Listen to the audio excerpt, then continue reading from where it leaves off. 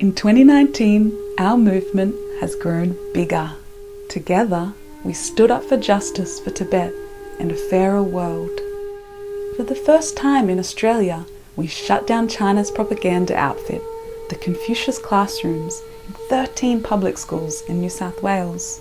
We took our landmark report about Tibet's nomads to the UN Climate Change Conference to seek climate justice for Tibet and ensure Tibetans are heard in the most critical debate of our time. We met our political leaders in Canberra and in electorates across the country to build the foundation for the first Australian law on Tibet.